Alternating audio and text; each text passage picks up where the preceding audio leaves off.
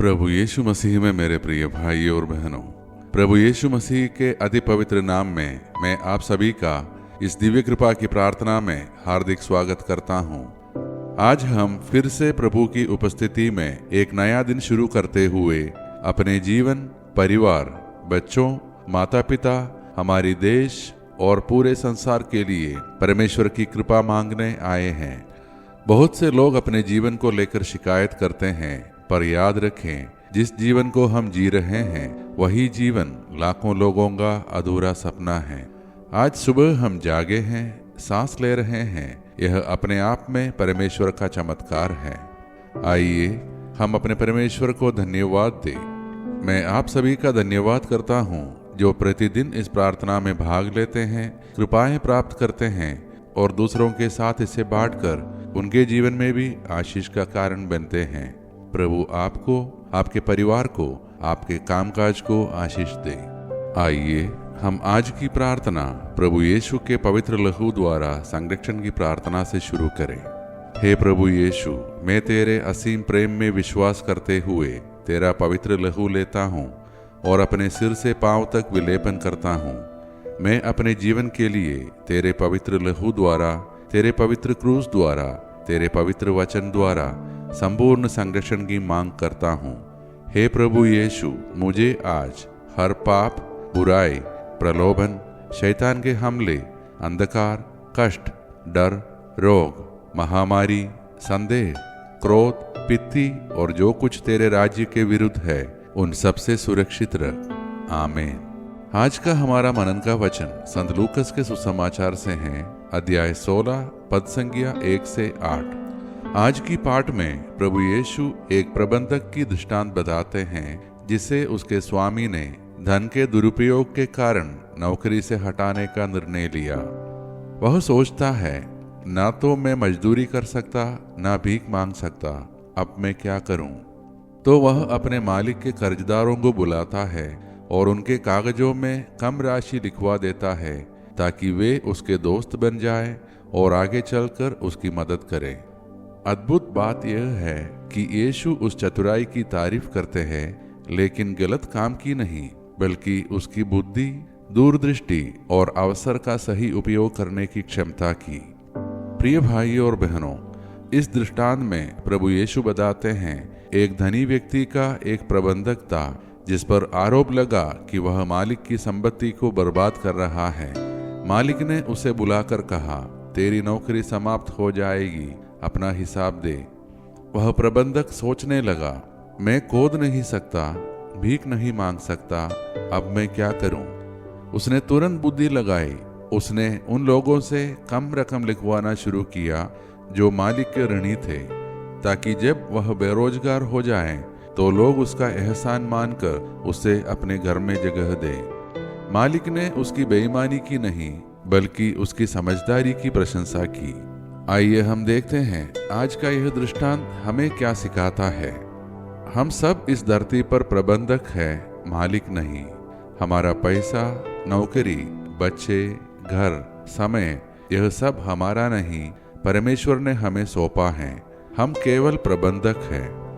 क्या हम परमेश्वर की दी हुई चीजों का सही उपयोग कर रहे हैं? जैसे ईश्वर ने हमें समय दिया है, क्या हम उसे टीवी, मोबाइल या गुस्से में खर्च करते हैं, या प्रार्थना, प्रेम और परिवार के कार्यों में? ईश्वर ने हमें धन दिया है, क्या हम उसका उपयोग गरीबों, जरूरतमंदों और भलाई के लिए करते हैं? उसने हमें रिश्ते दिए हैं, लेकिन क्या हम उन्हें अनदेखा करते हैं? संसार के लोग अपने भविष्य के लिए तैयारी करते हैं, क्या हम स्वर्ग के लिए तैयारी करते हैं? यह प्रबंधक भविष्य को ध्यान में रखकर सोच रहा था। यीशु कह रहे हैं, यदि संसार के लोग अपनी जिंदगी के बारे में सोच सकते हैं, तो स्वर्ग के लोग अपने आत्मिक भविष्य के लिए क्यों न सोचें? परमेश्वर हमसे कहता है, आज ही अपने जीवन की दिशा बदलो, अभी भी समय है। गुस्सा, शिकायत छोड़कर प्रेम, दया, क्षमा को अपनाने का, क्योंकि एक दिन हमें भी अपना हिसाब देना होगा। तो अब आइए मेरे प्रिय भाई और बहनों, हम सब अपने आप को प्रभु के हाथों में सौंप दें और मिलकर प्रार्थना करें। हे हमारे परमेश्वर पिता, आज इस नए दिन के लिए हम तुझे धन्यवाद देते हैं। हम तेरे पवित्र नाम की स्तुति करते हैं, क्योंकि तू हमारे साथ है, हमें संभालता है, भले ही परिस्थितियां कठिन क्यों न हो। आज जब हम तेरे वचन को सुनने के लिए एकत्र हुए हैं, तो हे प्रभु, हमारी आत्माओं को छू, हमारे मनों को खोल और हमें वह समझ दे जो तेरी इच्छा है। जैसे हम हैं वैसे हम तेरे सामने आते हैं, हमें बदल दे, शुद्ध कर दे। हम अपने परिवारों के लिए प्रार्थना करते हैं कि हमारे परिवारों में प्रेम, मेल मिलाप, एकता और तेरी शांति से भर जाए। हर घर में तेरी उपस्थिति हो, जहाँ कोई अकेला ना हो, कोई निराश ना हो। हम अपने बच्चों के लिए प्रार्थना करते हैं। हे प्रभु, हमारे बच्चे, विशेषकर जो घर से दूर पढ़ाई, नौकरी या किसी कारणवश है, उनके रक्षक बन। तेरे स्वर्गदूत उन्हें हर बुराई, दुर्घटना और पाप से बचाए। जो आज जन्मदिन या विवाह वर्षगांठ मना रहे हैं, उन पर अपनी कृपा बरसाइए। उन्हें अच्छे स्वास्थ्य, सुख और पवित्रता का जीवन प्रदान कर। प्रभु यीशु, जो शरीर, आत्मा या मन से बीमार है, उन्हें चंगा कर।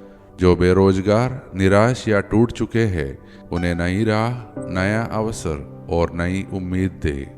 हे प्रभु, अनेक लोग हमसे प्रार्थना का निवेदन करते हैं। उनके आंसू, उनके दर्द, उनके मन की पुकार को सुन।